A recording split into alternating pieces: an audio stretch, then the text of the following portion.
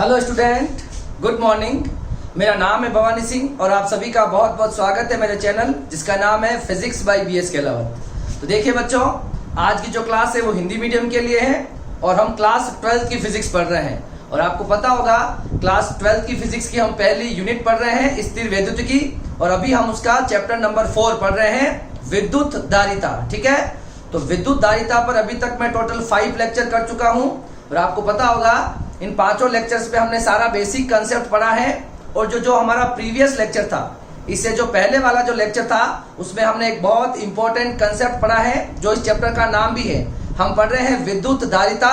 तो हमने उस धारिता का कंसेप्ट बहुत अच्छे से पढ़ा है कि धारिता क्या होती है, धारिता की इकाई क्या है, धारिता किन कारकों पर निर्भर करती है, ठीक है, और धारिता का विमीय सूत्र क्या होता है। क्लियर है? ये सारी बातें हमने लास्ट क्लास में स्टडी करी थी। आपको ध्यान होना चाहिए कि धारिता क्या होती है, धारण करने की क्षमता, है ना, इसे हम कहते हैं धारिता। हम पढ़ रहे हैं विद्युत धारिता।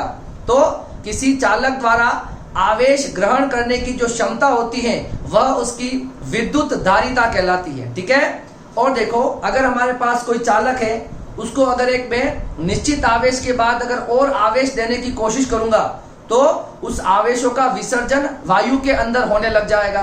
क्यों होता है? देखो, जैसे मेरे पास कोई चालक है, उस चालक को जैसे जैसे आप आवेश दोगे तो उसका विभव बढ़ता है, क्योंकि जितना ज्यादा आप आवेश दोगे तो आपको उतना ज्यादा कार्य करना पड़ेगा। कार्य किया गया कार्य ऊर्जा के रूप में संचित हो जाएगा। क्लियर है? तो आप जैसे जैसे किसी चालक को आवेश दोगे तो उस चालक की पृष्ठ पर विभव बढ़ेगा। क्या बढ़ेगा? विभव बढ़ेगा। अब एक समय ऐसा आएगा कि चालक पर आवेश हो जाने के बाद में वह आवेश क्या होने लगते हैं, लीक होने लगते हैं, या कह सकते हैं उसका लीकेज स्टार्ट हो जाता है। क्यों? क्योंकि उसकी जो धारिता होती है, मतलब उसके पास जो आवेश ग्रहण करने की क्षमता होती है वो अगर पूरी हो जाएगी तो उसके बाद वो आवेश को विसर्जित करना स्टार्ट कर देता है हवा के अंदर। ठीक है, तो ये होता है धारिता। क्लियर है? अब धारिता सबसे इंपॉर्टेंट बात है, धारिता हमें पता चल गया धारिता क्या होती है। तो आपको याद होगा लास्ट चैप्टर में हमने एक फॉर्मूला निकाला था कि हम अगर किसी चालक पर जैसे जैसे Q बढ़ाते जाएंगे, क्या बढ़ाएंगे, जैसे जैसे हम Q बढ़ाते जाएंगे उस चालक के पृष्ठ पर विभव बढ़ता रहेगा। विभव क्या होता है पता आपको? विभव होता है W/Q, परीक्षण एकांक धनावेश पर किया गया कार्य। तो ज्यादा कार्य करना पड़ेगा भाई, जितना ज्यादा आवेश होगा। अब किसी और आवेश को मैं यहाँ पर ले जाऊंगा, ये सारा आवेश मिलकर इसका विरोध करेंगे तो आपको ज्यादा कार्य करना पड़ेगा। क्लियर है? तो जैसे जैसे इसका मैं Q बढ़ाता हूं तो क्या बढ़ता है, इसका विभव बढ़ता है। तो Q और V जो होते हैं एक दूसरे के समानुपाती होते हैं। तो Q जैसे जैसे बढ़ेगा वैसे वैसे क्या बढ़ेगा, विभव बढ़ेगा। और आपको याद होगा जब इसके समानुपातिकता के निशान को जब हम हटाएंगे तो क्या आ जाएगा, C आ जाएगा। Q बराबर CV होता है और C बराबर Q/V हो जाता है, जहां पर C हमारी धारिता होती है। क्या होती है? धारिता होती है। Q आपका आवेश होता है और V हमारे पास होता है विभव। ठीक है, इकाइयां सबकी पता है, आवेश की कूलाम होती है, विभव की वोल्ट होती है, और धारिता की इकाई हमने निकाली थी फैरड। क्या निकाली थी? फैरड इकाई निकाली थी। ये एक बड़ी इकाई होती है तो उसकी छोटी इकाइयां भी होती है, मिली, माइक्रो, नैनो और पिको। -3, -6, -9 और -12। क्लियर है? तो ये धारिता हो जाएगी। अब मैंने आपको ये भी समझाया था कि आपका जो C होता है ना, C होता है, C किस पर निर्भर करता है? C की जो निर्भरता होती है, ये C कभी भी Q और V पर निर्भर नहीं करता है। बहुत सारे बच्चे Q और V लिखकर आ जाते हैं जो पूरी तरह से गलत है।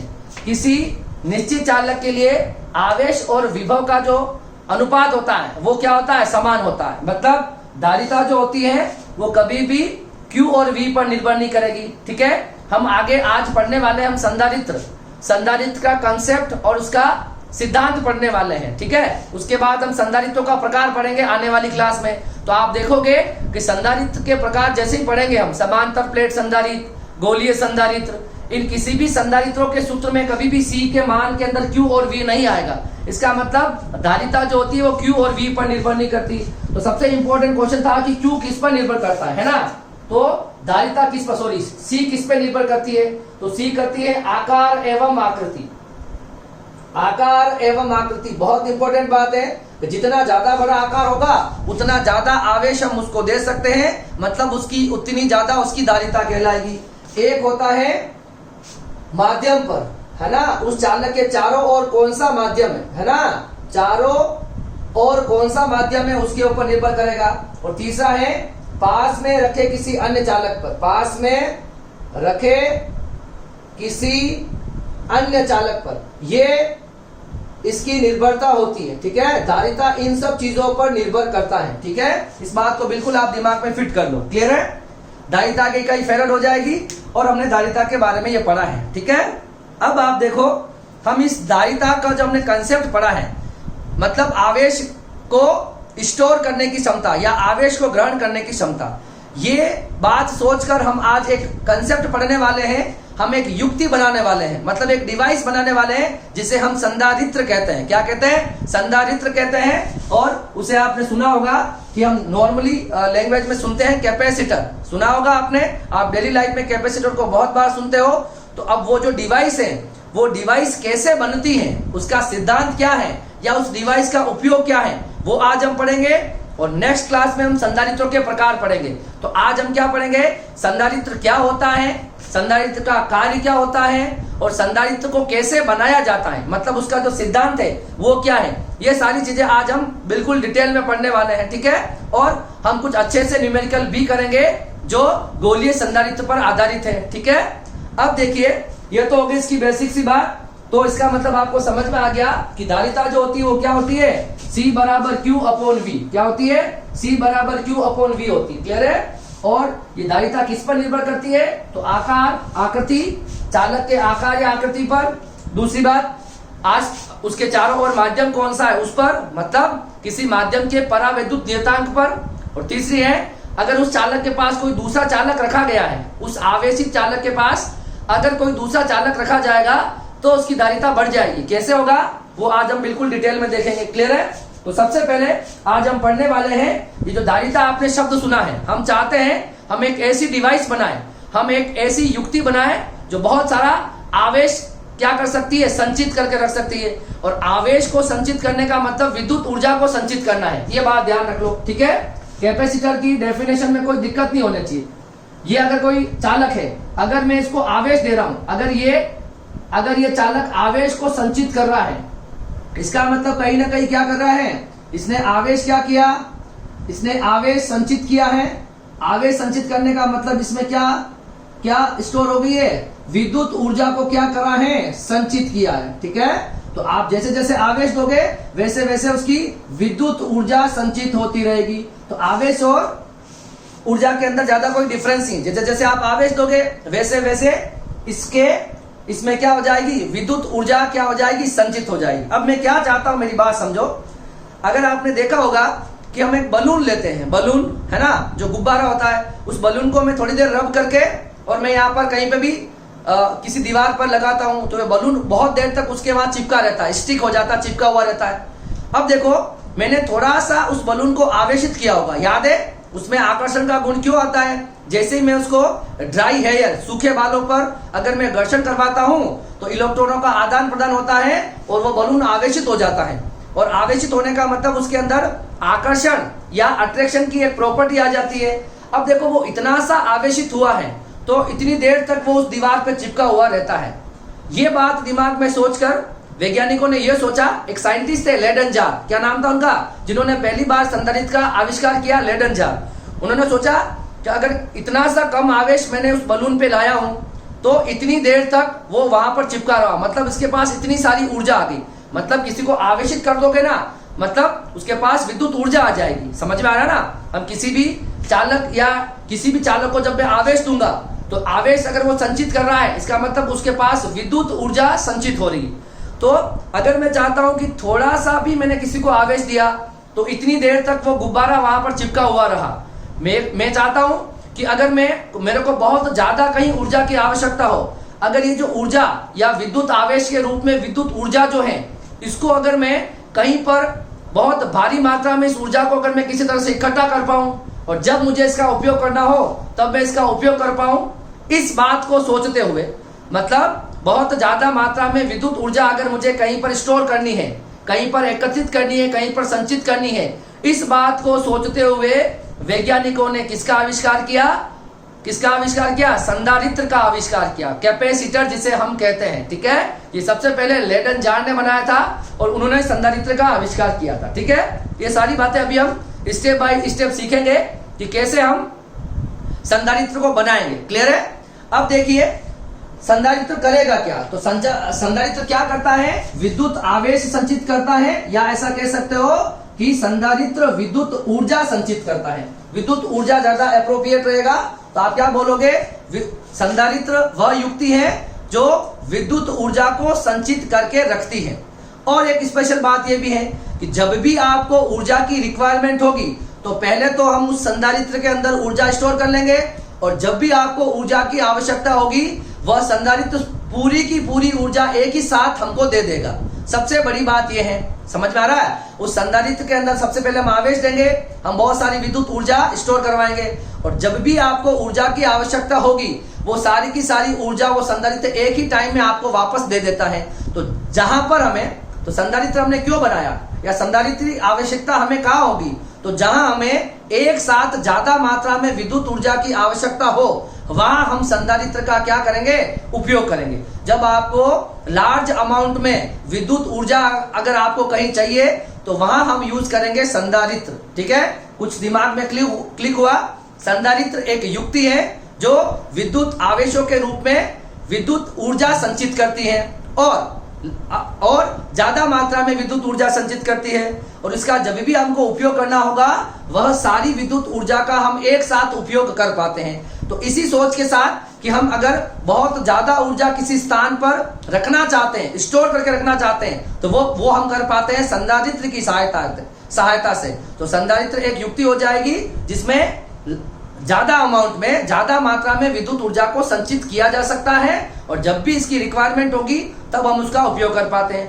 अब हम थोड़ा सा 1 बाय 1 लाइन पढ़ लेते हैं, क्या कहता है संधारित्र। देखो, संधारित्र वह युक्ति है जो विद्युत ऊर्जा को संचित करता है एवं आवश्यकता अनुसार उसमें संचित संपूर्ण विद्युत ऊर्जा को उपयोग एवं एक साथ किया जा सकता है। मतलब संधारित्र विद्युत ऊर्जा को, ज्यादा मात्रा में विद्युत ऊर्जा को संचित करेगा, और जब भी विद्युत ऊर्जा की आवश्यकता होगी हम एक साथ उस ऊर्जा का उपयोग कर पाएंगे। आगे देखो, जहां हमें ज्यादा मात्रा में ऊर्जा की आवश्यकता होती है वहां हम संधारित्र का उपयोग करते हैं। कोई दिक्कत वाली बात नहीं है सर। कुछ एग्जाम्पल तो देखिए, विद्युत संधारित्र आपका जो टीवी है, रेडियो है, पंखे हैं, कूलर है, फिल्टर, परिपथ है, सभी के अंदर संधारित्रों का उपयोग आजकल होता है। बहुत छोटे से संधारित्र आते हैं, आप कहीं पे भी देख सकते हो। जो आपकी परिपथ वाली जो प्लेटें होती हैं उस पर संधारित्र जुड़े होते हैं, डायोड है, ट्रांजिस्टर है, संधारित्र है, वो आपको हमेशा हर जगह मिल जाएंगे। संधारित्र का उपयोग क्यों करें? क्योंकि हमें जहां पर हमें ज्यादा मात्रा में विद्युत ऊर्जा की आवश्यकता है वहां हम संधारित्र का उपयोग करेंगे। ठीक है, तो जितनी भी इलेक्ट्रॉनिक डिवाइस है वहां हमें लगभग इसकी आवश्यकता पड़ती ही है। अब देखो, जैसे कि हम देखते हैं एक एग्जांपल को, जो हमारा कैमरा होता है, क्या होता है? हमारे पास जो कैमरा होता है, ठीक है, उस कैमरे में आपने देखा होगा, ठीक है, ये हमारे पास सपोज एक कैमरा है। ठीक है, अब देखिए इस कैमरे में क्या होता है, आपने देखा होगा यहां पर क्लिक बटन होता है। उस कैमरे में क्या होता है? यहां पर एक क्लिक बटन होता है और यहां से निकलता है फ्लैश।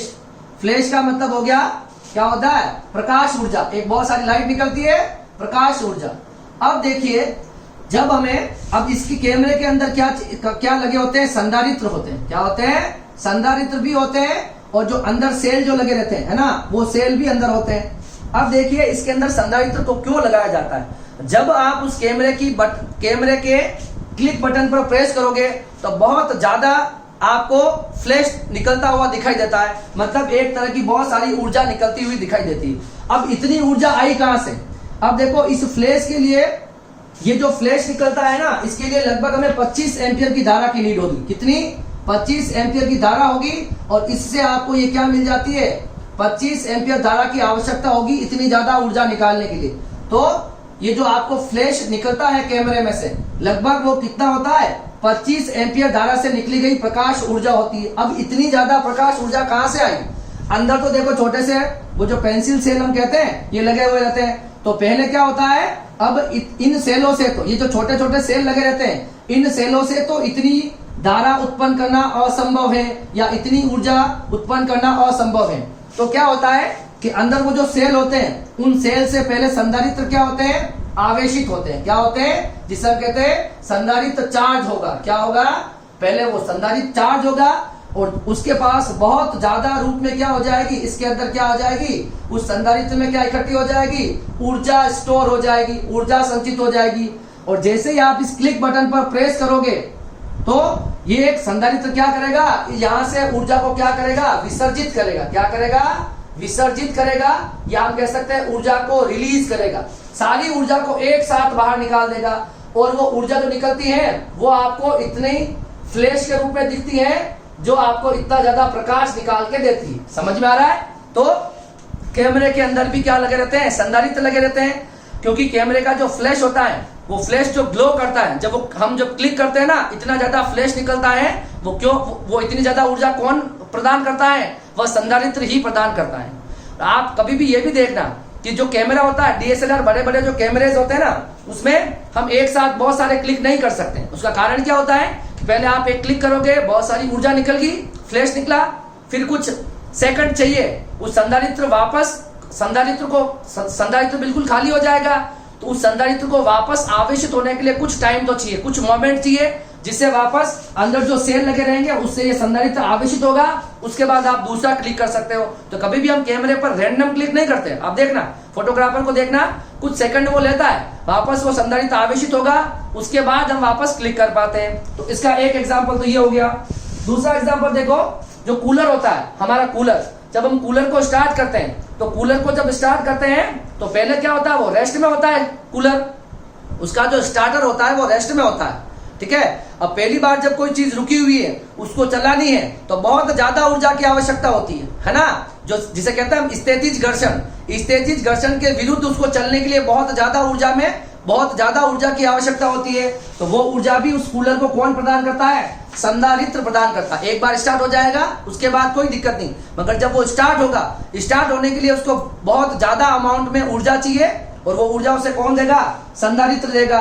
और हमारे पास बहुत सारे और भी जो है सर्किट है जहां पर इसका यूज होता है, जैसे कि फिल्टर परिपथ। जो हम फिल्टर परिपथ बनाएंगे, है ना, हम क्या बनाएंगे, जहां पर हमें जो रिपलिंग होती है ना, कहीं फिल्टर को फिल्टर करना होता है, दो तरह के सिग्नल आ रहे हैं, एक को फिल्टर करना है, इस तरह के सिग्नल में जब भी हमको फिल्टरिंग करनी होगी, ये मैं आपको आगे बताऊंगा, ये आपके 10th चैप्टर में आएगा, एसी करंट में, प्रत्यावर्ती धारा के अंदर आएगा फिल्टर परिपथ, या फिर ये आगे भी आएगा। तो इस फिल्टर परिपथों के बारे में हमारे सिलेबस में इतना डिटेल में नहीं है फिल्टर परिपथ, मगर इसका एक छोटा सा इंट्रोडक्शन आगे है।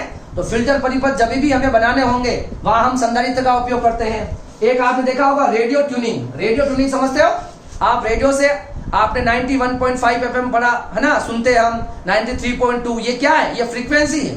तो जब हम उसकी ट्यूनिंग करते हैं, हम क्या करते हैं, पहले उस जो बटन होता है, उस बटन को क्या करेंगे, उस बटन को घुमाते हैं, तो जैसे ही 93.2 फ्रीक्वेंसी आती है और हमें एग्जैक्ट वहां पर होता है रेजोनेंस, और उस वक्त आपको क्या सुनाई देती है, वो पर्टिकुलर चैनल सुनाई देता है। वहां उन सब के अंदर आरसी परिपथ लगे होते हैं। आर का मतलब होगा प्रतिरोध। ये सब 10वें चैप्टर की कहानी है, अभी कोई कुछ भी समझ में नहीं आएगा।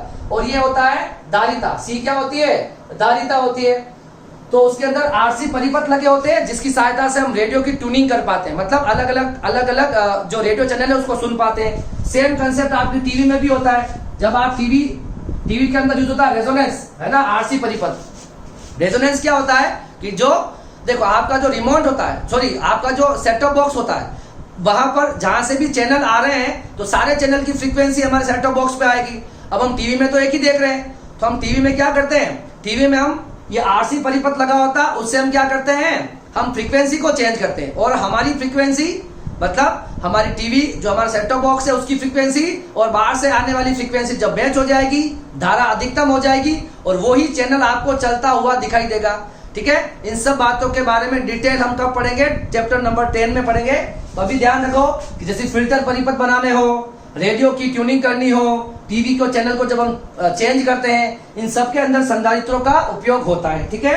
आगे देखो, संधारित्र क्या करता है, विद्युत आवेश के रूप में ऊर्जा का संग्रह करता है। क्या करता है, विद्युत आवेशों के रूप में ऊर्जा का संग्रह करता है। तो संधारित्र का थ्योरेटिकल कंसेप्ट तो आपको समझ में आया होगा। ठीक है। अब देखिए, मैं आपको संधारित्र की वापस थोड़ी सी एक डेफिनेशन बता के मैं आपको बताना चाहता हूं कि अगर संधारित्र भी क्या करता है, ऊर्जा एकत्रित करता है, और बैटरी भी क्या करती है, जो नॉर्मल बैटरी होती है आपके मोबाइल की, सेल की, वो भी क्या करती है, ऊर्जा एकत्रित करती है। तो दोनों में क्या डिफरेंस है, तो ये कंफ्यूजन मैं आपका आज दूर कर दूंगा कि बैटरी और संधारित्र में क्या डिफरेंस होता है। आप इसे कॉपी करो, फिर हम आगे बढ़ते हैं। तो देखो, अभी हमने संधारित्र का बेसिक कंसेप्ट समझा है, थ्योरेटिकल। अभी हमने उसको बनाना नहीं सीखा है, मगर संधारित्र क्या करता है या वो संधारित्र का कार्य क्या है, ये हमने अभी देखा है कि संधारित्र एक ज्यादा अमाउंट में या ह्यूज अमाउंट के अंदर विद्युत ऊर्जा संचित करता है, ठीक है। और जब भी हमें उस ऊर्जा की आवश्यकता होगी तो संधारित्र एक साथ सारी ऊर्जा हमें वापस लौटा देगा, ठीक है। मतलब जहां हमें ज्यादा मात्रा में विद्युत ऊर्जा की आवश्यकता होती है वहां हम संधारित्रों का उपयोग करते हैं, ठीक है। अब देखिए, अब हमको संधारित्र और बैटरी में लाइफ टाइम बच्चों को कंफ्यूजन रहता है कि सर बैटरी भी तो वही करती है, बैटरी को ही हम पहले चार्ज करते हैं, उसके अंदर ऊर्जा स्टोर होती है और फिर हम दिन भर उस बैटरी का यूज करते हैं। बिल्कुल करेक्ट है। तो संधारित्र भी सर वही करता है, आप बता रहे हो कि पहले हम उसको आवेश देंगे, ऊर्जा संचित होगी और फिर हम उसका उपयोग करेंगे। मगर दोनों के अंदर मेजर डिफरेंस क्या है वो देखो। सबसे पहले तो पहले देखो, संधारित्र और बैटरी में जो पहली समानता है, सिमिलरिटी, वो क्या है, दोनों किन किन चीजों में सेम है ना। तो देखो, पहली बात मैंने क्या लिख रखी है, बैटरी एवं संधारित्र दोनों ऊर्जा संचित करते हैं। चाहे बैटरी ले लो चाहे ऊर्जा, है ना, चाहे बैटरी ले लो चाहे संधारित्र ले लो, दोनों क्या करेंगे, ऊर्जा को संचित करेंगे। क्या करेंगे, ऊर्जा संचित करेंगे। बिल्कुल करेक्ट है। ऊर्जा संचित कैसे करेंगे, आवेश संचित करके। क्या करेंगे, आवेश को संचित करेंगे, या हम जब किसी भी चालक को आवेश देंगे तो वह विद्युत ऊर्जा के रूप में वहां ऊर्जा संचित हो जाएगी, ठीक है। ये इसकी समानता होगी। दोनों परिपथों में विभवांतर होता है, मतलब बैटरी एवं संधारित्र दोनों परिपथों में विभवांतर उत्पन्न करते हैं। दोनों के कंसेप्ट में विभवांतर आएगा। बैटरी के मध्य भी बैटरी का जो प्लस और माइनस टर्मिनल होता है, ये प्लस और माइनस टर्मिनल, ये आपका उच्च विभव होता है, ये आपका निम्न विभव होता है। मतलब इसके मध्य में भी विभवांतर होता है, डेल वी। और जहां हम अभी संधारित्र पढ़ेंगे, देखो संधारित्र ऐसा कुछ बनेगा। इस संधारित्र के मध्य में भी क्या होता है, ये विभवांतर उत्पन्न होता है। तो दोनों परिपथों में क्या उत्पन्न करते हैं, विभवांतर उत्पन्न करते हैं, चाहे बैटरी या चाहे संधारित्र। ये तो हो गई इनकी समानता है। अब देखो असमानता क्या है। एक पहली जो असमानता है, ऊर्जा विसर्जन करने का तरीका, है ना, वे टू रिलीज एनर्जी। मतलब दोनों के अंदर ऊर्जा होती है, मान लिया, ठीक है, दोनों के अंदर ऊर्जा होती है, ये हमें पता चल गया। सपोज ये संधारित्र है और ये आपकी बैटरी है, ठीक है, ये आपकी बैटरी होगी, ये आपका संधारित्र हो गया, ये बैटरी होगी। अब दोनों को मान लो हमने ऊर्जा दी, दोनों को ऊर्जा दी, ठीक है, दोनों के पास ऊर्जा है। अब संधारित्र होता है जब आपको इसका उपयोग करना है, तो जब हम इसका उपयोग करेंगे तो सारी की सारी ऊर्जा एक साथ हम यूज करते हैं। संधारित्र सारी ऊर्जा को एक साथ क्या कर देता है, विसर्जित कर देता है, डिस्चार्ज हो जाता है। एक ही मोमेंट में क्या हो जाता है, डिस्चार्ज हो जाता है। फिर उसको वापस कुछ समय लगता है चार्ज होने के लिए। तो संधारित्र में जितनी भी ऊर्जा आप स्टोर करवाते हो, वो एक साथ जब आप इसका उपयोग करोगे तो सारी की सारी ऊर्जा एक साथ बाहर रिलीज हो जाएगी, ठीक है। इसको हम कहते हैं विसर्जित। इसी वजह से वापस संधारित्र चार्ज होगा, वापस उसको हम विसर्जित करेंगे। इसके अलावा बैटरी में क्या होता है, देखो बैटरी को जब एक बार आप चार्ज कर लेते हो तो ये पूरे दिन में धीरे धीरे अमाउंट में, स्लो अमाउंट में, धीरे धीरे अमाउंट में क्या करता है, ऊर्जा को विसर्जित करता है। तो ये तो ऊर्जा को विसर्जित करता है फास्ट, क्या करता है, फास्ट ऊर्जा को विसर्जित करता है। या यूं भी कह सकते हैं कि सारी ऊर्जा को वो एक साथ विसर्जित कर देता है। जबकि बैटरी को जब एक बार आप क्या कर दोगे, आवेशित कर दोगे, तो इसमें जो विसर्जन होगा वो क्या होगा, विसर्जन का प्रोसेस जो होगा वो स्लो होगा। क्या होगा, मतलब जो बैटरी होती है वो धीरे धीरे क्या करती है, अपने अंदर से ऊर्जा रिलीज करती है। देखो समझो, संधारित्र मैंने बता दिया कि जैसे कि हमारे फैन के अंदर लगा होता है, कूलर के अंदर है, ठीक है, कैमरे के अंदर है। तो जब भी हमको ऊर्जा चाहिए वो सारी ऊर्जा को एक साथ हमको दे देता है। बैटरी का एग्जांपल, जैसे हमारा मोबाइल की बैटरी है, तो सुबह जैसे कि एक बार हम उसको चार्ज करते हैं, फिर हम चार्जर को हटा लेते हैं और दिन भर हम उस मोबाइल का यूज करते हैं। मतलब दिन भर उस ऊर्जा का धीरे धीरे क्या होता है, उपयोग होता है नहीं होता है। ये तो होगी बैटरी। तो बैटरी में क्या होता है, और देखो आपके जो रिस्ट वॉच होती है, रिस्ट वॉच में जो सेल होते हैं उसके अंदर ऊर्जा होती है। एक बार उसके अंदर ऊर्जा स्टोर करवा देते हैं और वो सेल हो सकता है 1 साल 2 साल या 4 साल तक वो सेल चलते हैं। मतलब इतनी धीरे धीरे अमाउंट में वो अपने अंदर से ऊर्जा को क्या करता है, रिलीज करता है। इसी वजह से जो रिस्ट वॉच के अंदर जो सेल आते हैं उसको हम 1 साल, अच्छे अगर ब्रांडेड कंपनी के हैं तो हो सकता है 2-5 साल तक वो सेल अपने अंदर से क्या करते हैं, एनर्जी को रिलीज करते हैं। तो संधारित्र में ऊर्जा विसर्जित करने का तरीका फास्ट है, सारी ऊर्जा को एक साथ रिलीज करता है, जबकि बैटरी क्या करती है, धीरे धीरे ऊर्जा को रिलीज करती है। एग्जाम्पल समझो, जैसे ये हमारे पास पानी है, ये हमारे पास पानी के 2 टैंक है, ये मान लो बैटरी है, ये मान लो संधारित्र है। अगर यहाँ पर एक नल लगा दूं, इसको मैं ऊपर से ओपन कर दूं तो धीरे धीरे पानी नीचे आएगा। तो ये हो गया बैटरी के अंदर ऊर्जा निकलने का तरीका। अगर संधारित्र है, क्या है, ये हो गया बैटरी का तरीका। अगर संधारित्र है तो इस पूरे के पूरे पानी के टैंक को मैं एक साथ, तो है ना, अगर ब्रेक कर दूं, क्या कर दूं, ब्रेक कर दूं, सारा का सारा पानी एक साथ बाहर आ जाएगा। तो ये हो जाएगा ऊर्जा का विसर्जन किसमें, संधारित्र के अंदर हो जाएगा। क्लियर है, पहला पॉइंट क्लियर है। दूसरा, ऊर्जा को एकत्रित करने का तरीका, मतलब बैटरी को चार्ज करते हैं उसका जो तरीका होता है, उसका जो सिद्धांत या प्रिंसिपल है वो अलग है, और संधारित्र को जब हम आवेशित करते हैं तो उसका सिद्धांत और प्रिंसिपल बिल्कुल अलग है। ठीक है। तीसरा है ऊर्जा की मात्रा। तो दोनों के अंदर ऊर्जा की मात्रा को स्टोर करने का तरीका है। बैटरी के अंदर ऊर्जा जो होती है वो स्मॉल अमाउंट में ऊर्जा को हम एकत्रित कर पाते हैं, जबकि संधारित्र एक साथ लार्ज अमाउंट में ऊर्जा को क्या कर सकता है, स्टोर कर सकता है। दूसरी बात, बैटरी को आवेशित करने में समय लगता है। आप एक किसी बैटरी को जब चार्ज करते हैं ना, 1 घंटा 2 घंटा 3 घंटा लगता है, जबकि जो संधारित्र होता है वो बहुत जल्दी चार्ज भी हो जाएगा, और जब इसका यूज करोगे तो वो एक ही मोमेंट पर डिस्चार्ज भी हो जाएगा। तो ये मेनली फर्क होता है बैटरी और संधारित्र में। ठीक है। अब आपको कोई कंफ्यूजन नहीं होना चाहिए कि बैटरी और संधारित्र क्या है, दोनों अलग अलग कंसेप्ट है। ठीक है।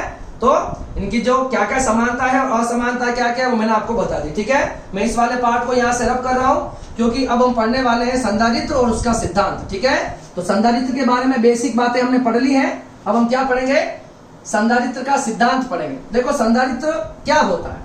अगर हमारे पास अगर कोई चालक है, उस चालक को अगर मैं आवेश देता हूं, है ना, तो उसके पास आवेश ग्रहण करने की या उसकी धारिता जो होती है उसकी एक क्षमता होती है, आवेश ग्रहण करने की एक क्षमता होती है। तो संधारित्र क्या सोच के बनाएगा, देखो कि मेरे पास सपोज कोई चालक होगा, मेरे पास सपोज ये चालक है, सुनना ध्यान से, ये चालक है मान लो इस चालक पर कितना आवेश है, Q आवेश है। संधारित्र का सिद्धांत क्या होता है, Q बराबर CV, और C बराबर क्या होता है, Q अपॉन V, यही होता है सिद्धांत। अब देखिए, मान लो इसकी धारिता अभी है C, ठीक है, और मान लो इसका विभव है V। अब मैं क्या करूं, इसके आकार को बदलना नहीं है ना, बिना आकार बदले। अब देखो, इसको जितना आवेश देना था हमने दे दिया। इसकी धारिता अगर C है तो C फिक्स है ना, किसी निश्चित चालक के लिए धारिता का मान फिक्स होता है, क्योंकि वो आकार पर निर्भर करता है, तो आकार तो फिक्स कर दिया आपने।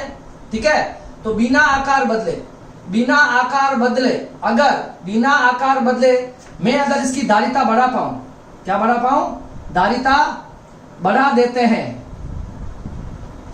है ना। अगर आप इस चालक का बिना आकार बदले अगर उसकी मैं धारिता बढ़ा दूं, तो वो युक्ति इसी सिद्धांत पर किसका आविष्कार हुआ है, संधारित्र का आविष्कार हुआ है। या फिर वह युक्ति, या फिर इसको हम क्या बोलेंगे, इसी को हम संधारित्र बोल देंगे। मतलब वह युक्ति जिसका आकार बढ़ाए बिना उसकी धारिता बढ़ाना, यह युक्ति संधारित्र कहलाती है। मतलब हमारे पास एक कोई चालक होगा, मैंने बता दिया, ये मेरे पास अगर चालक है, इस पर अगर Q आवेश है, C धारिता और V है। ठीक है। अगर मैं इसके आकार बदले बिना इसकी अगर धारिता बढ़ा देता हूं, तो ये मेरा संधारित्र बन जाएगा।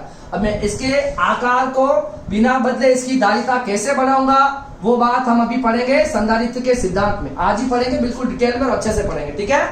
तो वह युक्ति जिसके आकार में परिवर्तन किए बिना उसकी धारिता बढ़ा दी जाती है, तो वह आपका संधारित्र कहलाता है। ये सारे पॉइंट आपको धीरे धीरे समझ में आएंगे। संधारित्र क्या होता है, जो ऊर्जा को एकत्रित करता है या जो आवेश को संचित करता है। एक और डेफिनेशन आ गई कि वह युक्ति जिसके आकार में परिवर्तन किए बिना उसकी धारिता बढ़ा दें, तो वह संधारित्र कहलाएगा। ठीक है। अब देखो, संधारित्र वह युक्ति है जिसमें चालक का आकार बदले बिना जिसकी धारिता बढ़ाई जा सकती है, वह संधारित्र कहलाता है। ठीक है। आगे देखो, अब संधारित्र में होगा क्या, तो संधारित्र में देखो, एक प्लेट होगी, एक प्लेट और होगी। संधारित्र में 2 प्लेटें होगी। कितनी प्लेटें होगी, 2 प्लेटें होगी। दोनों का क्षेत्रफल क्या होगा, समान होगा। दोनों को कुछ दूरी पर हम रख देंगे। एक को हम बैटरी के प्लस से जोड़ देंगे, एक को हम बैटरी के माइनस से जोड़ देंगे, प्लस और माइनस। ठीक है, इस पर क्या आ जाएगा प्लस, इस पर क्या आ जाएगा माइनस, और बीच में क्या बन जाएगा प्लस से माइनस, विद्युत क्षेत्र बन जाएगा। और ये आपको जो दिख रहा है, उसके बाद हम क्या करेंगे, ऐसा करने के बाद हम चालक की दो प्लेटें लेंगे। हम चालक की दो प्लेटें लेंगे, उनके दोनों का क्षेत्रफल समान होगा, उनको कुछ दूरी पर रख देंगे और उसको हम बैटरी से क्या कर देंगे, बैटरी से संयोजित कर देंगे, बैटरी से जोड़ देंगे। उसके बाद हम क्या करेंगे, इस बैटरी को हटा लेंगे। इस बैटरी को हटा लेंगे तो भी इन दोनों पे क्या रहेगा, जितना आवेश, जितना विभवांतर इस बैटरी का था, मानो V विभवांतर, तो उतना का उतना विभवांतर कहाँ आ जाएगा, उतना का उतना विभवांतर इन प्लेटों के बीच में भी आ जाएगा। ये दोनों चालक प्लेटें होती है, क्या होती है, चालक प्लेटें। जितना विभवांतर इस बैटरी का होगा, उतना का उतना विभवांतर इन प्लेटों के बीच में आ जाएगा और ये स्थिति बन जाएगी। उसके बाद इस बैटरी को आप हटा दोगे तो क्या कंडीशन बनेगी, एक प्लेट पर प्लस हो जाएगा, दूसरी प्लेट पर माइनस हो जाएगा, दोनों का एरिया समान होगा, बीच में विभवांतर V हो जाएगा, विद्युत क्षेत्र E हो जाएगा। और ये जो बना है, ये प्लस वाला हो गया आपका, और ये जो आपको दिख रहा है, ये आपको संधारित्र की तरह दिख रहा है। ये जो बनेगा यही आपका संधारित्र होगा। तो सर इसकी ऊर्जा कहाँ है, देखो तो इन दोनों प्लेटों के बीच में क्या है, विद्युत क्षेत्र है। तो यही आपकी क्या कहलाएगी, यही वो ऊर्जा हो जाएगी।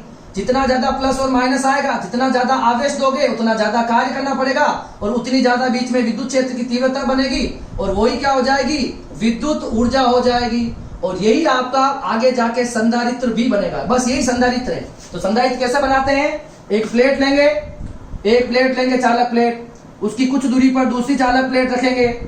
एक प्लेट पर आपको प्लस आवेश देना है, कैसे देंगे, तो बैटरी की सहायता से। एक प्लेट को आपको माइनस देना है, बीच में क्या बन जाएगा, विद्युत क्षेत्र बन जाएगा, इसके मध्य कुछ विभवांतर V आ जाएगा। दोनों प्लेटों का क्षेत्रफल समान होना चाहिए, A और A। मान लो इसके बीच की दूरी अगर D है तो ये बीच में विद्युत क्षेत्र बन रहा है। अब आपको ये जो दिख रहा है, ये बस संधारित्र है। ये क्या है, ये जो डायग्राम आपको दिख रहा है, इसी को हम आगे जाके समांतर प्लेट संधारित्र भी बोलेंगे, अभी पढ़ेंगे अगली क्लास में। मगर अब हम संधारित्र ऐसा कुछ होता है, ठीक है, मैंने आपको बता दिया। अब मैंने जो पहली लाइन लिख रखी है कि वह युक्ति जिसमें चालक का आकार बदले बिना जिसकी धारिता बढ़ाई जा सकती है, उसे हम क्या कहते हैं, संधारित्र कहते हैं। तो अब हम संधारित्र को बनाना सीखेंगे। संधारित्र की डेफिनेशन तो समझ में आ गई। अब संधारित्र को कैसे बनाते हैं वो हम देखेंगे। यहां देखो संधारित्र में निकट स्थित चालक प्लेटें होती हैं, मैंने बताया। एक प्लेट पर धनावेश, दूसरी प्लेट पर ऋणावेश, बराबर मात्रा में आवेश होते हैं, ठीक है। दोनों पर बराबर और विपरीत आवेश होंगे। अगर इस पर प्लस क्यू होगा तो इस पर माइनस क्यू होगा। समझ में आ रही बात। दोनों प्लेटों का क्षेत्रफल समान होता है। इस संधारित्र की प्लेटें बैटरी से जुड़ी रहती हैं एवं बैटरी के विभवांतर के बराबर विभवांतर प्लेटों के मध्य आ जाएगा। जितना बैटरी का विभवांतर होगा उतना विभवांतर इन प्लेटों के बीच में भी आ जाएगा, ठीक है। बैटरी हटा लेने पर भी बैटरी पर आवेश संग्रहित रहता है, अतः संधारित्र को आवेश संचय करने की युक्ति भी कहा जाता है। मतलब अगर बाद में मैंने इस बैटरी को हटा भी लूंगा तो मेरी ऐसी कुछ कंडीशन बन जाएगी और इसी को हम क्या बोलते हैं, संधारित्र बोलते हैं। आगे जाके हम समांतर प्लेट संधारित्र पढ़ेंगे, उसका डायग्राम बिल्कुल एज इट इज यही है, ठीक है, बिल्कुल कॉपी पेस्ट है। क्लियर है। तो ये होगी संधारित्र का बेसिक कंसेप्ट। अब हम क्या कर रहे हैं, मेरी बात ध्यान से सुनना। मैंने जो एक लाइन लिख रखी ये वाली, अब हम संधारित्र को बनाना, हम संधारित्र को तैयार करेंगे। ये जो सेटअप मैंने बनाया है इसको कैसे तैयार किया जाता है और बिना आकार बदले हम किसी चालक की धारिता कैसे बनाएं, ये काम हमको अभी करना है, ठीक है। और हम संधारित्र के सिद्धांत को पढ़ रहे हैं, द प्रिंसिपल ऑफ कैपेसिटर पढ़ रहे हैं, ठीक है। उसको हम 3 स्टेप में समझेंगे और फिर इस पर कुछ न्यूमेरिकल्स करेंगे, ठीक है। तो अभी हम पढ़ने वाले हैं संधारित्र का सिद्धांत। तब तक आप इसे एक बार अच्छे से कॉपी कर लो, ठीक है।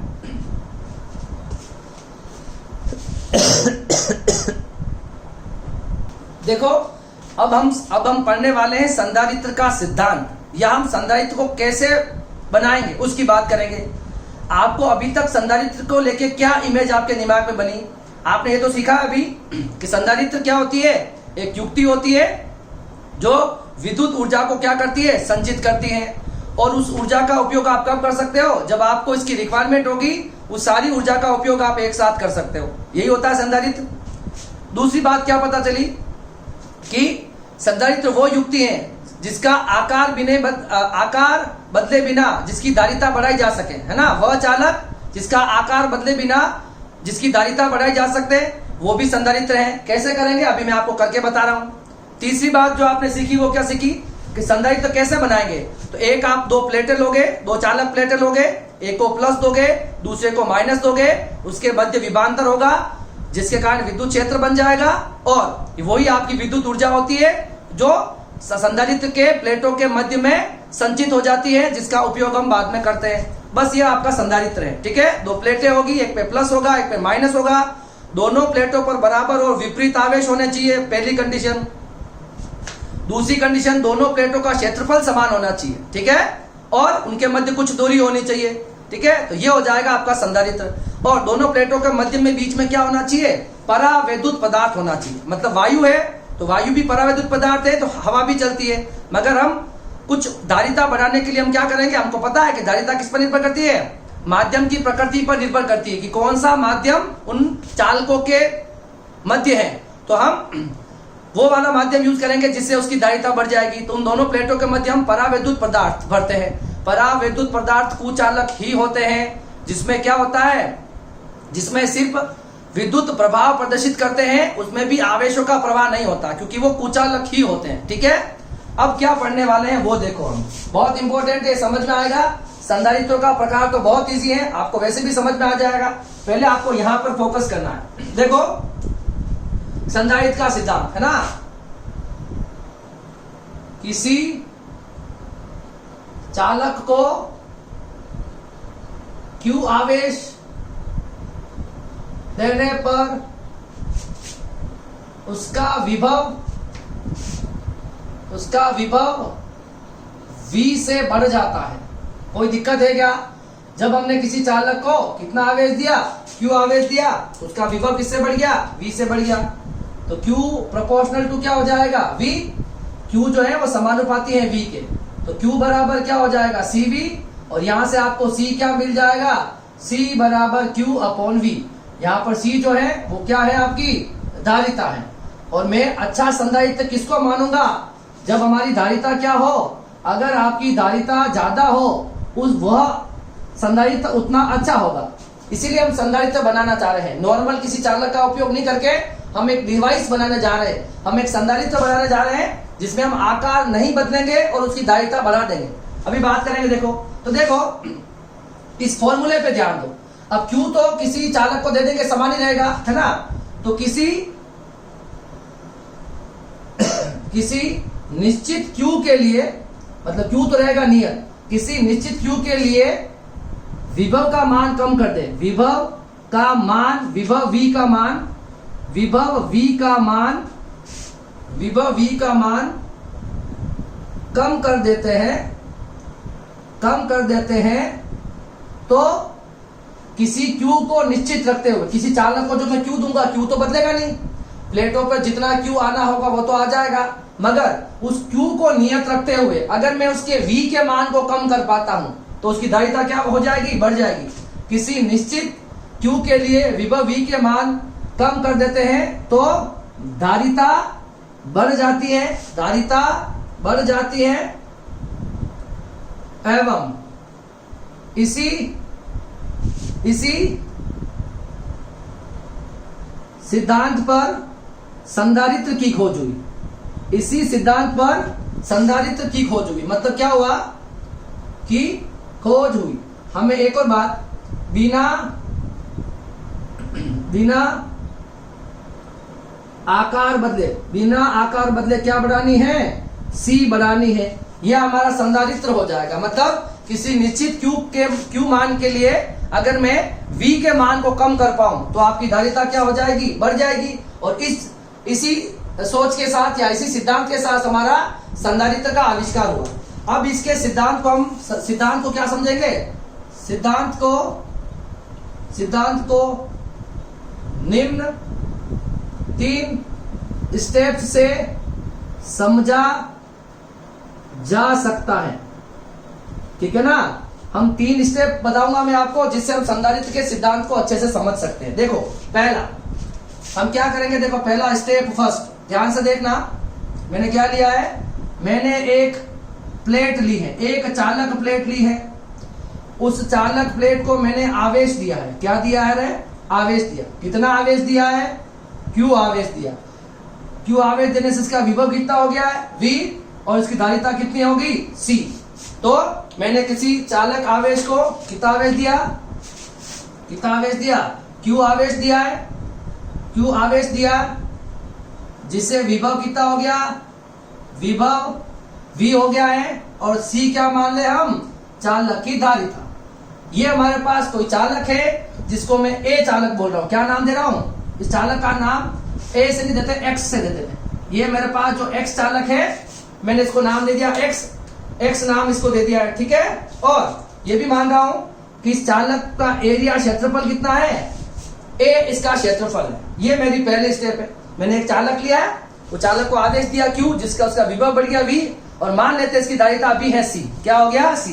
अब देखो मुझे क्या करना है, मुझे Q के मान को नियत रखना है। Q तो बदलेगा नहीं, अब इसमें जितना Q आना था वो तो आ गया। ज्यादा Q दूंगा तो क्या होगा? विसर्जित होगा। ये इसका Q हो गया, V और C हो गया। अब हमें इस C को बढ़ाना है। अब इस C को मुझे बढ़ाना है, तो स्टेप सेकंड देखो क्या होगी। स्टेप सेकंड देखो क्या होगी। तो देखो हम क्या करेंगे, इस X चालक के पास एक Y चालक लेके आएंगे। क्या लेके आएंगे? ये आवेशित है ना। पहले डायग्राम बना लेता हूं मैं।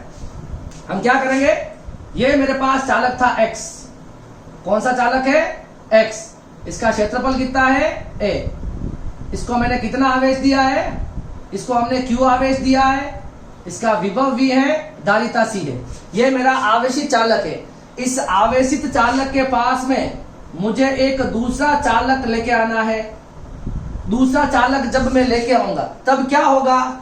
इसके यहां पर होगा प्रेरण। क्या होगा? इस प्लस की वजह से ये हो गया आपके पास Y चालक, जो क्या हो गया?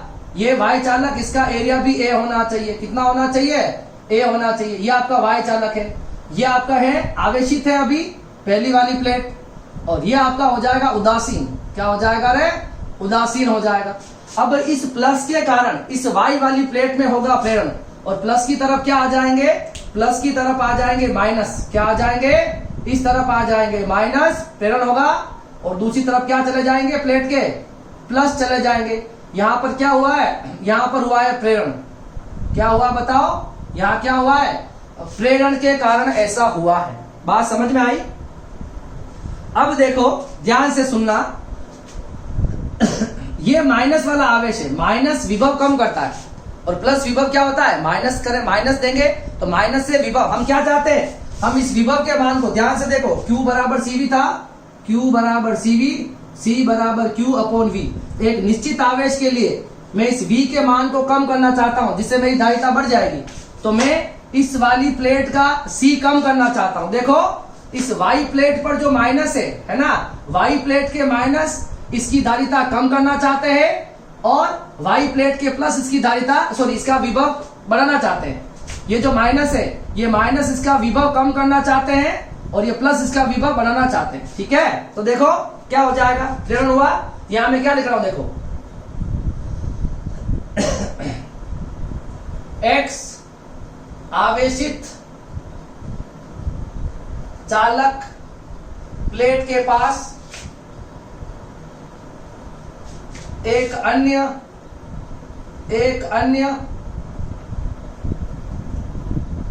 अनावेशित Y प्लेट रखी मैंने Y प्लेट में प्रेरण के कारण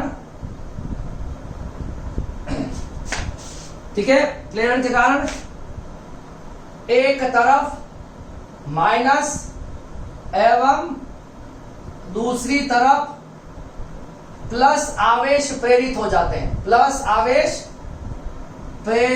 जाते हैं। बिल्कुल ठीक है, जो डायग्राम बनाया उसे मैं लिख रहा हूं। एक तरफ माइनस, एक तरफ प्लस प्रेरित हो जाते हैं। ठीक है, Y प्लेट के माइनस आवेश x का विभव कम करते हैं एवं y प्लेट के प्लस आवेश x का विभव बढ़ाने का प्रयास करते हैं माइनस, है ना। अब ये y वाले जो माइनस है ये x के पास में है, देखो मैं x के प्लेट में माइनस वाले इसके पास में है और प्लस वाले इससे दूर है ना। तो y प्लेट के माइनस आवेश x के समीप है तो इनका प्रभाव ज्यादा होता है। और माइनस आवेश हमेशा क्या करते हैं, ये माइनस इसका विभव कम करना चाहेंगे, ये प्लस इसका विभव बढ़ाना चाहेंगे, मगर ये माइनस इस प्लस के ज्यादा पास में है तो इसका प्रभाव ज्यादा रहेगा और इसका प्रभाव क्या होगा, कम होगा। ये माइनस इसका विभव क्या कर देंगे, कम कर देंगे, तो प्रभाव ज्यादा होता है, जिससे x का विभव कम हो जाता है। x का विभव क्या हो जाता है, कम हो जाता है। मतलब देखो इस प्लेट के पास जब आपने दूसरी प्लेट रखी तो माइनस प्लस आ गए। अब देखो प्रेरण के कारण अब ये माइनस इस प्लेट का विभव कम करना चाहते हैं और ये प्लस इस वाली प्लेट का विभव बढ़ाना चाहते हैं, पर माइनस इसके ज्यादा पास में है तो माइनस का प्रभाव ज्यादा होगा, जिससे इसका विभव क्या हो जाएगा, कम हो जाएगा। अब इसका विभव अगर कम हो गया तो नया डायग्राम क्या बनेगा बताओ, इसका विभव कम हो गया। देखो Q तो होगा वही रहा, आपने इसके Q को कुछ किया क्या, ये जिसमें जितने आवेश थे उतने आवेश इसमें अभी भी रहेंगे, इसका मतलब Q तो बदला नहीं है। तो ये आपकी जो X वाली प्लेट है, कौन सी वाली, ये X वाली प्लेट है, इसमें Q क्या रहा, समान रहा। V मान लो V डैश हो गया, मतलब V को क्या V चेंज हो गया, V डैश जो भी हुआ, और C मान लो C डैश हो गया, ठीक है। और यहाँ पे क्या बचा बताओ, यहाँ पे क्या बचा है, यहाँ पर माइनस हो गया और यहाँ पे क्या हो गया, प्लस हो गया। जैसे ही आपने इस प्लेट के पास में लाके अनावश्यक प्लेट रखी तो देखो इस x वाली प्लेट में Q तो समान रहेंगे, इसका विभव V डैश हो गया, दायिता C डैश होगी, और V डैश जो होगा वो V से कम होगा, इससे कम विभव हो गया, है ना। देखो तो यहाँ पे क्या दिख रहा है आपको, देखो अब तीसरी स्टेप में क्या होगा, देखो साफ साफ यहाँ से देखो क्या होता है। अब तीसरी स्टेप में मैं क्या कर रहा हूं, हम क्या करेंगे, ये होगी दूसरी स्टेप। अब स्टेप थर्ड देखो, ये आपकी स्टेप सेकंड थी, अब स्टेप थर्ड से समझो। अब मैं ये x और y प्लेट, इसका एरिया A है, इसका एरिया A है, यहां पर ये D हो जाएगा, ठीक है। अब देखो हम क्या करेंगे, प्लेट y के धनात्मक सिरे को पृथ्वी से संपर्कित कर देंगे, है ना, पृथ्वी से संपर्कित कर देते हैं। तो ठीक है, अभी मैं ये ऐसा है ना डायग्राम ये वाला है ना, मतलब प्लस को क्या कर देंगे, पृथ्वी से संपर्कित कर देते हैं, तो x का नेट विभव कम हो जाता है, जिससे धारिता बढ़ जाती है, मेरी बात को समझना, ये चीज मैं वापस यहां नहीं लिखनी चाहिए थी मुझे, पर देखना मैं ये ऊपर वाले कंटेंट को यहां से मिटा रहा हूं, अगर आपने उतार लिया हो तो ठीक है, इस वाले चीज को, ठीक है। अभी देखना ध्यान से क्या कर रहे हो, ठीक है। तो मैंने क्या किया देखो, अब ये अभी मेरे को यहां नहीं लिख रहा हूं मैं, है ना। मैंने क्या किया, पहली स्टेप में तो दोनों को लाके ऐसे इस चालक को यहां रखा, Q आवेश दिया, C बराबर Q अपॉन V होगी। दूसरी स्टेप में आपने क्या करा, इस चालक प्लेट को रखे पास में रखा है, तो यह माइनस प्लस हुए, माइनस ने इसके विभव को कम किया, प्लस ने इसके विभव को बढ़ाया, तो ठीक है। अभी अगर देखो माइनस इसका विभव कम कर रहा है, प्लस इसका विभव बढ़ाना चाह रहा है, अगर इस प्लस को मैं यहां से खत्म कर दूं, इस प्लस को यहां से मैं कहीं खत्म कर दूं, तो इसका विभव तो और कम हो जाएगा, जिससे इसकी दायिता और बढ़ जाएगी। तो फाइनली इसका डायग्राम क्या बनेगा, देखो लास्ट वाला डायग्राम, ये इसका ये प्लस आवेश तो हो ही रहेंगे, क्योंकि प्लस आवेश ना तो किसी ने दिए है ना किसी ने लिए है। और यहां पर देखो, यहां पर क्या हो जाएगा, ये माइनस आवेश रहेंगे और प्लस आवेश को मैं पृथ्वी से जोड़ दूंगा, ठीक है। ये मैं इसको पृथ्वी से संपर्कित कर दूंगा, ये आपकी एक्स वाली प्लेट बचेगी, ये आपकी वाई वाली प्लेट, इसका एरिया भी है, इसका एरिया भी है। अब देखो क्या हुआ, तो इस वाली एक्स वाली प्लेट का क्या हुआ, आवेश तो वही रहा, विभव इसका वी डैश हो गया, धारिता इसकी सी डैश होगी। कितनी हो गई, सी डैश। तो विभव तो कम हुआ है। तो देखो प्रारंभ में विभव कितना था बताओ, ये वाला जो फर्स्ट वाला डायग्राम तो ये रहा, तो आपका v जो होगा, प्रारंभ वाला विभव जो है वो v डैश से क्या हो जाएगा, ज्यादा हो जाएगा, विभव तो कम हो गया ना लास्ट में, तो v जो होगा वो v डैश से बड़ा होगा। अब धारिता के साथ क्या हुई, इसकी धारिता c थी, इसकी धारिता c डैश थी, तो जैसे अगर विभव कम हो जाएगा तो धारिता बढ़ जाएगी। आवेश का तो कुछ हुआ ही नहीं है, आवेश का कुछ नहीं हुआ, तो विभव और धारिता में यही संबंध हुआ। तो हमने उसी निश्चित आवेश के लिए विभव के मान को अगर कम कर दिया है तो धारिता क्या हो गई है, बढ़ गई है। तो पहले धारिता कितनी थी, c थी, अब धारिता कितनी हो गई, c डैश। कौन बड़ा है, c डैश बड़ा है। तो हमने क्या किया, देखो हमने चालक के आकार को बिना बदले मैंने इसकी धारिता को बढ़ा दी है। पहले भी ये प्लेट क्या थी बताओ, इसका एरिया क्या था, a था, अभी भी इसका एरिया कितना है, a है, इस पर आवेश कितना है, q, इसका q रहा। मैंने दूसरी प्लेट लाके जब यहाँ रखी तो इसका विभव कम हो गया, धारिता बढ़ गई। ठीक है, दूसरी प्लेट लाके रखता हूं तो इसमें प्रेरण होता है, एक साइड माइनस एक साइड प्लस, माइनस इसका विभव कम करेंगे, प्लस इसका विभव बढ़ाना चाहेंगे।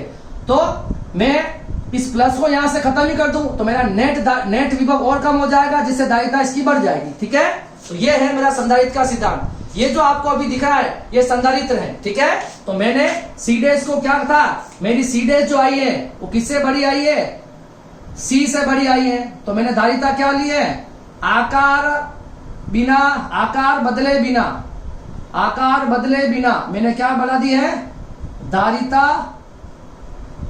बढ़ गई है। ठीक है, आकार को बिना बदले धारिता क्या हो गई है, बढ़ गई है। तो ये आपका संधारित्र का सिद्धांत हो जाएगा। और आपको जो डायग्राम दिख रहा है ये आपका संधारित्र है आज के बाद। ठीक है, दो समांतर प्लेटें होगी, दोनों पर बराबर और विपरीत आवेश होंगे। ठीक है, दोनों का क्षेत्रफल समान होगा और इसमें हम क्या करेंगे, विद्युत ऊर्जा के रूप में ऊर्जा संचित करेंगे। ठीक है, देखो फाइनल कैसा बना, तो ये एक मेरी प्लेट थी, ये मेरी दूसरी प्लेट आई, संधारित्र कैसा बना, इस प्लेट का एरिया a, इस प्लेट का एरिया भी a, इन दोनों के मध्य दूरी d ले लो, इस पर टोटल जितना आवेश जाएगा, इस पर मान लो कितना आवेश गया, प्लस आवेश, उतना आवेश कितना रहेगा, माइनस, और इसके एक तरफ को आपको किससे बताना है, पृथ्वी से संपर्कित, तो ये इस पर कितना आवेश हो जाएगा, माइनस q। ठीक है, ये आपकी x वाली प्लेट, ये आपकी y वाली प्लेट, ये इनके मध्य की दूरी हो जाएगी। और ये जो बना है ये क्या है, ये संधारित्र है आपका, क्या है, ये आपका संधारित्र है। क्लियर है। और जब आपने पहली बार वो प्लेट ली थी इसका कुछ ऐसा था QCV, और C बराबर क्या हो गया, Q/V, यही था। और लास्ट में यही वाली प्लेट को मैंने जब तैयार किया, देखो यहाँ पर इसी वाली प्लेट को जब मैं यहाँ लास्ट में मैंने ऐसा कुछ करके जब तैयार किया है, तो लास्ट वाली प्लेट का मेरे पास आवेश तो वही रहे, C की जगह C डैश हो गया और V की जगह V डैश हो गया। तो विभव तो मेरा हुआ है कम और धारिता मेरी हो गई है बढ़ गई। क्या हो गया, तो V डैश जो है वो तो V से छोटा है, मगर इसकी धारिता जो है C डैश वो किससे बड़ी है, C डैश से बड़ी है।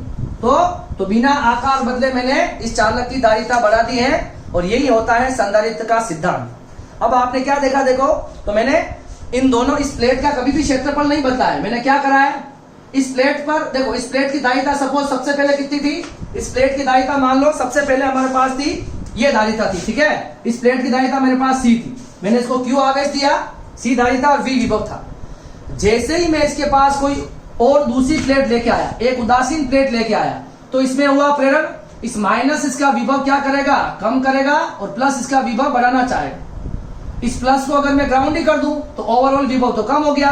अगर ओवरऑल विभव अगर कम हो जाएगा, अगर कुल विभव अगर कम हो जाएगा तो धारिता आपकी क्या हो जाएगी, कुल विभव अगर कम हो जाएगा तो धारिता आपकी यहां से बढ़ जाएगी। क्लियर है। तो इस तरह से मैंने बिना आकार बदले किसी चालक की धारिता क्या कर ली है, बढ़ा दी है, और जो तैयार हुआ है ये आपका संधारित्र है। तो संधारित्र फाइनली होगा क्या, दो प्लेटें होगी, दोनों चालक प्लेटें होगी, एक प्लेट पर प्लस आवेश होगा, दूसरी प्लेट पर माइनस आवेश होगा, दोनों पर बराबर और विपरीत आवेश होंगे, दोनों प्लेटों का क्षेत्रफल समान होना चाहिए, दोनों के मध्य एक दूरी होनी चाहिए। क्लियर है। तो फाइनल इसकी डेफिनेशन क्या लिख सकते हैं,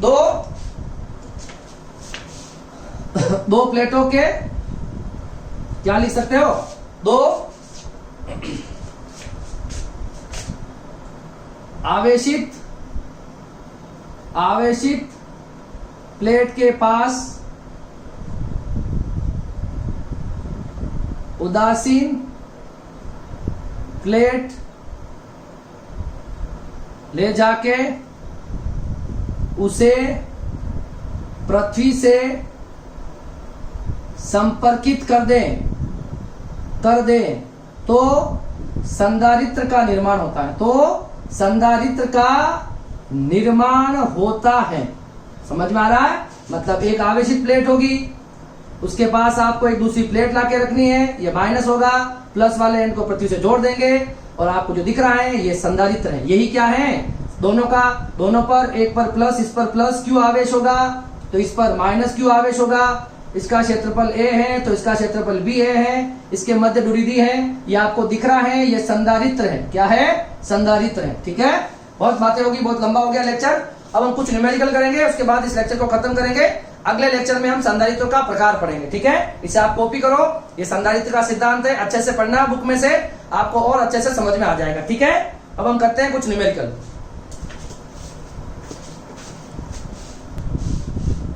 देखो, अब हम कुछ न्यूमेरिकल कर रहे हैं। जो हमने गोलीय संधारित्र पहले पढ़ा था, गोलीय संधारित्र की दायिता कितनी होती है, 4 pi epsilon naught into R. उस पर आधारित कुछ क्वेश्चंस और कर लेते हैं। ठीक है, जो आपको हेल्प करेंगे काफी। देखिए क्वेश्चन क्या है पहला, माना कोई गोलीय चालक जिसकी दायिता 50 पिकोफैरड है। मतलब हमारे पास कोई गोलीय चालक है, क्या है, कोई गोलीय चालक जिसकी दायिता है 50 पिकोफैरड, मतलब 10 टू पावर -12 फैरड। क्या ज्ञात करनी है हमें, ये हमारे पास कोई गोलीय चालक दे रखा है। ठीक है, अब हमें क्या करना है, इसकी त्रिज्या ज्ञात करनी है, और अगर इसका विभव 10⁴ वोल्ट तक बढ़ाना है, उसके लिए कितना आवेश हमको आवश्यक होगा। पहले क्वेश्चन का आंसर देखो, C कितना होता है, 4 pi epsilon naught into R. C आपको दे रखा है 50 इंटू 10⁻12, और 4 पाई एप्सिलॉन नॉट की वैल्यू कितनी होती है, 1/10⁹ इंटू आर। यहां से आप आर निकाल सकते हो, 9 इंटू 10⁹, 50 इंटू 10⁻12। 9 और 5 को करेंगे तो 450, 50 को 9 से करेंगे, 10⁻12 -3, ये कितना हो जाएगा, 45 इंटू 10⁻2 हो जाएगा। कितना हो जाएगा, 45 इंटू 10⁻2। ठीक है, अगर मैं इसको 4.5 कर दूं तो यहाँ कितना हो जाएगा, 10⁻3। ठीक है, 10⁻3 हो जाएगा क्या। ठीक है, ओके, ये मेरे पास आ गया मीटर के अंदर, कोई दिक्कत नहीं है ना। अब देखिए दूसरा क्वेश्चन क्या है। दूसरा क्वेश्चन पूछा गया, अगर हमें विभव कितना बनाना हो, 10⁴ वोल्ट कर देते हैं, तो इसकी कितना आवेश हमको आवश्यक होगा, क्यू निकालना है। ठीक है, हमें क्या निकालना है, क्यू निकालना है। तो देखो क्यू कितना हो जाएगा, क्यू कितना हो जाएगा, क्यू इक्वल टू क्या होता है, CV पूछा है। ठीक है, तो क्यू C इंटू C कितना है हमारे पास, बताओ, क्यू बराबर CV। C हमारे पास कितना है, 50 माइक्रोफेरड, मतलब 50 इंटू 10⁻12 है ना, और V कितना है 10⁻4, तो Q कितना हो गया, 50 इंटू 10⁻50 इंटू 10⁻8, और ये हो जाएगा 50 इंटू 5 इंटू 10⁻7। कितना हो जाएगा, 5 इंटू 10⁻7 कूलम। ये इसका आंसर हो जाएगा। इसको माइक्रो कूलम में भी बढ़ सकते हो, 0.5 लिखोगे 10⁻6 माइक्रो कूलम में भी लिख सकते हो। ठीक है, ये इसका आंसर। अब देखो दूसरा क्वेश्चन, ऐसे क्वेश्चन भी काफी इंपॉर्टेंट रहते हैं, इस टाइप का क्वेश्चन हम पहले ही कर रहे हैं। ठीक है, तो देख लेते हैं इसको। माना 3 mm त्रिज्या की 27 गोलीय बूंदे हैं। क्वेश्चन को ध्यान से समझना है। हमारे पास ये ऐसी कितनी बूंदे हैं, 27 बूंदे हैं। कितनी है, 27 बूंदे हैं। कितनी है, 27। और जिनकी त्रिज्या कितनी है, मैं ले लेता हूं इनकी त्रिज्या जो है, ये है स्मॉल r जो है वो है 3 mm। कितनी है, 3 mm है। आगे देखो, इन बूंदों जिस पर आवेश कितना है, इन छोटी बूंदों पर आवेश 10 की घात -12 कूलम है। इनसे हम क्या करेंगे, इन बूंदों से मिलाकर एक बड़ी बूंद बनाते हैं। क्या बनाते हैं? बड़ी बूंद बनाते हैं। और इसकी हमें क्या ज्ञात करनी है? इस बड़ी बूंद पर हमें विभव ज्ञात करना है। ठीक है, हम इसे क्या बना रहे हैं? एक बड़ी बूंद बना रहे हैं। तो ये आपके पास टोटल कितनी बूंदे हो जाएगी बताओ? ये हो जाएगी मेरे पास 27 बूंदे, छोटी बूंदे हैं। इससे बना के हम एक बूंद बना रहे हैं। ठीक है, अब देखो इन दोनों में सेम क्या रहेगा ये बताओ? इन दोनों में सेम क्या रहेगा? जितना आवेश इसका होगा, आवेश क्या रहेगा? संरक्षित होगा। आवेश क्या होगा? संरक्षित होगा। मतलब जितना आवेश इन सब पर मिलाकर है, देखो कितना आवेश हो जाएगा? 27 बूंदे हैं और एक पर आवेश कितना है? 10 की घात -12। तो ये तो हो जाएगा इस पर कुल आवेश। अच्छा, इस पर कितना आवेश हो जाएगा बताओ? हम ले लेते हैं इसको Q। क्या ले लेते हैं इस पर? तो इसका आवेश और इसका आवेश बराबर हो जाएगा। आवेश संरक्षित है। एक चीज और संरक्षित रहेगी, क्या रहेगा? इन दोनों का आयतन भी क्या रहेगा? आयतन भी क्या रहेगा? संरक्षित रहेगा। मतलब इसका आयतन और इसका आयतन भी बराबर रहेगा। क्लियर है? तो ये आपके पास क्या हो जाएगी? एक बड़ी बूंद है और ये छोटी बूंद है। सबसे पहले हम लगाते हैं आवेश संरक्षण। क्या लगाते हैं? आवेश संरक्षण। तो इस बड़ी बूंद का जो आवेश है Q, ये किसके बराबर हो जाएगा? इन सभी छोटी बूंदों के आवेश के बराबर। ये आ गया मेरे पास कैपिटल Q का मान। क्या लगाया मैंने? आवेश संरक्षण लगा दिया। अब देखो हम लगाएंगे आयतन संरक्षण। दोनों का आयतन भी बराबर होगा। इन सब बूंदों का आयतन होगा और बड़ी बूंद के आयतन के बराबर होगा। तो ये हो जाएगा आयतन संरक्षण। क्या हो जाएगा? आयतन का कंजर्वेशन लगा देंगे। इनका आयतन बताओ। एक छोटी बूंद का आयतन कितना हो जाएगा? 4/3 पाई स्मॉल r3। और बूंदे कितनी है टोटल? 27 बूंदे हैं। इस बड़ी बूंद का आयतन कितना होगा बताओ? 4/3 पाई कैपिटल R3। मान लेते हैं इसकी त्रिज्या कितनी है? कैपिटल R है। क्लियर है? क्या कट रहा है? ये सारी वैल्यू तो कट रही है। तो कितना बच गया? 27 r3 और कैपिटल R3। इस 27 को क्या लिख सकता हूं मैं? देखो 27 को 3r का होल क्यूब लिखूं, चलेगा? अरे चलेगा क्या? 3 होल, देखो 3 का क्यूब 27, r का क्यूब r क्यूब, ये r क्यूब, ये क्यूब से क्यूब कैंसिल हो गया। तो क्या बच गया? r की वैल्यू कितनी आ गई? 3r आ गई। अच्छा, स्मॉल r की वैल्यू आपको गिवन है, देखो कितनी है? 3 mm। कितनी है? 3 mm। mm को इसमें मीटर में बदलेंगे, 10 की घात -3 से मल्टीप्लाई कर देंगे। ये हो जाएगा 9 × 10 की घात -3। कितना हो जाएगा? ये आ गया आपके पास बड़ी R मीटर में आ गई। हमें पूछा क्या है? हमें पूछा है कि इसका विभव कितना होगा। इसका विभव कितना होगा? बड़ी बूंद पर विभव, यही तो पूछा सवाल में। बड़ी बूंद पर विभव, यही पूछा है। Q बराबर हो जाएगा CV। C बराबर क्या हो जाएगा? C बराबर क्या हो जाएगा? Q/V। ठीक है, Q/V। आपसे पूछा गया है V पूछा। क्या पूछा है? V पूछा है। तो V कितना हो जाएगा? Q/C। क्या हो जाएगा? Q/C हो जाएगा। अब देखो Q तो मेरे पास है, ये रहा। V, अब C कहां से लाऊं? C निकालने के लिए क्या करोगे? C निकालना, मैं इधर निकाल लेता हूं C को, है ना? इसका C कैसे निकालोगे बताओ? C किधर निकालेंगे? इधर निकालेंगे। C बराबर 4πε0 × R। C कितना हो गया? ये हो गया 1/9 × 10 की घात 9। और कैपिटल R कितना आया बताओ? कैपिटल R कितना आया? कैपिटल R आया मेरे पास 9 × 10 की घात -3। ये 9 से तो 9 कैंसिल हो जाएगा, 10 की घात 9 ऊपर जाएगा, तो -9 -3, तो 10 की घात -12 फेरड। तो ये आ जाएगी हमारे पास, धारिता भी आ गई। तो कैपिटल Q का मान भी मेरे पास है। कितना है कैपिटल Q का मान? 27 × 10 की घात -12। और C का मान कितना आया? 10 की घात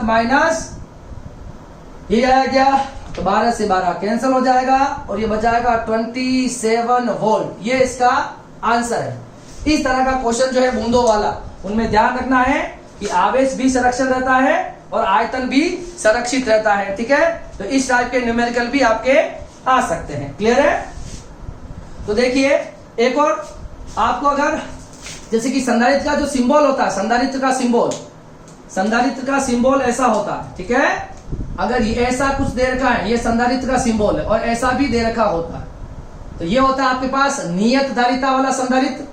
नियत धारिता वाला संधारित्र क्या है? नियत धारिता वाला संधारित्र है। और ये क्या है? परिवर्तनशील, परिवर्तनशील धारिता वाला संधारित्र। ठीक है, ये आपका संधारित्र का सिंबल है। कहीं परिपथ में अगर आपको ऐसा निशान दिखता है तो वो संधारित्र है। क्या है? संधारित्र है। क्लियर है? देखो, तो ये था हमारे पास आज की क्लास में संधारित्र का कंसेप्ट, संधारित्र क्या होता है, उसका उपयोग कहाँ कहाँ पर है, और हम संधारित्र को कैसे बनाते हैं। तो संधारित्र को फाइनली कैसे बनाते हैं, देखो आपको पता चल गया होगा आप तो कि संधारित्र को कैसे बनाते हैं। एक चालक की प्लेट लेते हैं, ठीक है, उसको हम प्लस क्यू आवेश देंगे, दूसरी एक अनावेशित प्लेट लाएंगे जिस पर एक साइड माइनस आएगा, दूसरी साइड प्लस आएगा। प्लस वाली एंड को हम क्या कर देंगे? पृथ्वी से जोड़ देंगे। तो एक पर प्लस क्यू आवेश आ जाएगा, एक पर बराबर माइनस क्यू। दोनों प्लेटों का क्षेत्रफल बराबर होना चाहिए। और ये आपको जो दिख रहा है, बस यही आपका संधारित्र है। दो बराबर क्षेत्रफल वाली प्लेटें जिन पर बराबर और विपरीत आवेश हो, उनको अगर कुछ दूरी पर रख दोगे तो यहाँ बन जाएगा विद्युत क्षेत्र। क्या बन जाएगा? ये बन जाएगा आपका विद्युत क्षेत्र ई। और यही आपकी क्या हो जाती है?